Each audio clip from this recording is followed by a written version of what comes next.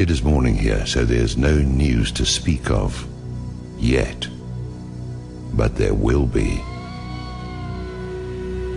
It's clear as crystal that the root of all evil is exactly that, and those in whom it is blooming are the enemy of humanity. The bankers are the problem. The bankers manufacture recessions and depressions to exert a greater control over social and political structures. The bankers create and finance the wars on both sides of the conflicts. The bankers orchestrate famine, poverty, and want. The bankers control the policies that control the media and the education system that is operated to maintain ignorance in the public so that they can be shorn like sheep.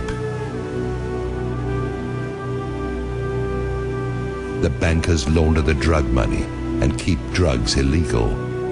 The bankers are the problem. The international banker is the scum of the earth, and they have to be brought to account. What will accomplish this? There are several possibilities. One of them is a real run on Wall Street, where the public goes into their offices and dispenses frontier justice on their person. The other is some kind of cosmic intrusion of forces that I won't begin to speculate on. And the other is some kind of financial miracle in which they actually wind up broke. But I don't know how something like that would work.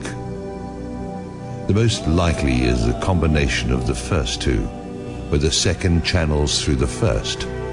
Once the cost of food, lodging, and fuel hits a certain point, the public will be universally galvanized by the force that builds up from the pressure of their asses against the wall. We can be there in a few days. Once the system begins to collapse, it will have its own speed of free fall, and things will move at a spectacular rate of change. It will be like the way weather can suddenly transform in the South Seas. At the point when this begins to occur, the probability of global conflict will accelerate to maximum thrust. This is the primary truth about imperial currency activity. When the money goes south, violent attention goes east. Yes, maybe it will all just limp along on crutches while plastered with band-aids, but that goes contrary to the mathematics.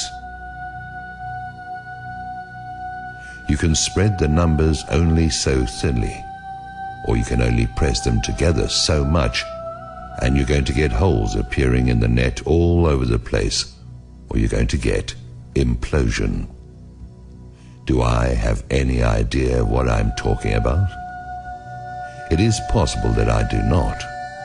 There's an area where allegorical poetry gains a mystical influx of metaphysical certainty that is no different from the theoretical physics, where theory is just another word for things we don't want to accept as inevitable.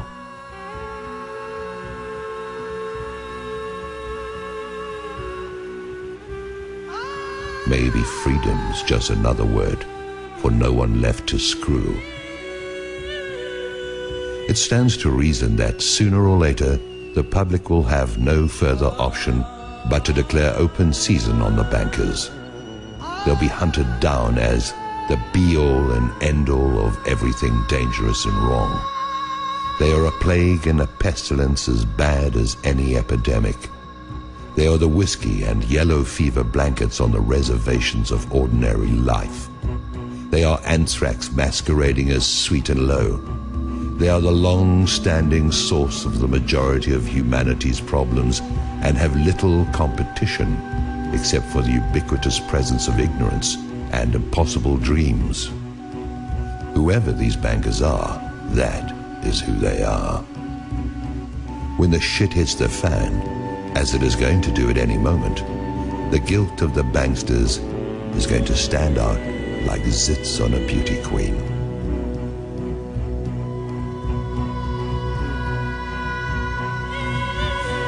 The transformation in the mind of the public is going to be immediate. People watch the news, and although it is nothing more than garbage and lies, the players have all been seen there. They've been seen in Congress, and they've been seen wherever the lies created to defend them have been publicized. They are a known quantity. There is no argument of any kind that can be used to generate sympathy for the bankers, who are either behind or finance every outrage against the public that is in existence. Now, their day is at hand, and they show no signs of having any kind of clue. They sit at their vanities and admire their image like Marie Antoinette. They whoop it up like Louis XVI in Versailles, surrounded by gold leaf wallpaper and sycophants, while they diddle the sons and daughters of a dying empire that they brought to pass. There is mercy to be found here, but none of it can be for the banksters who have acted with none in their intentional efforts to beggar, mutilate, maim and destroy anyone and everyone who is not them. That mercy is for the public who, like Lefty, only did what he had to do. I try to get my heart and head around it.